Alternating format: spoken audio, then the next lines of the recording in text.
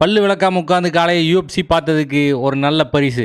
பிம்ப்ளெட்டை பிடிச்சி அண்ணன் human highlight reel Justin கேட்ஜி வெளுத்து வாங்கிட்டாப்ல. கொஞ்சம் நஞ்ச பேச்சாடா பேசுனேன், மன்னர் பரம்பரையிலேருந்து வரவன்லாம் சொன்னியேடா, ஒன்றுமே ஆகாது, எல்லாத்தையும் வெளுத்து வாங்குவேன், ஜஸ்டின் கேட்ஜியோட மண்டையை 2 புலப்பெண்லாம் சொன்னியே, இப்போ என்ன ஆச்சு? 2வது ரவுண்ட்லேயே ஆப் பேலன்ஸில் தலைவன் ரிங்குன்னு சுற்றிட்டு இருக்கான்.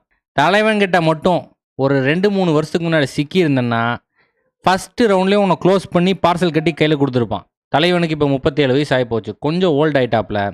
ரீஃப்ளெக்ஸஸ் எல்லாம் முதல் மாதிரி கிடையாது. பார்க்கும்போதே பட்டவர்தனமாக தெரியுது தலைவன்கிட்ட அந்த பழைய ஸ்பீடு போயிருச்சுன்னு.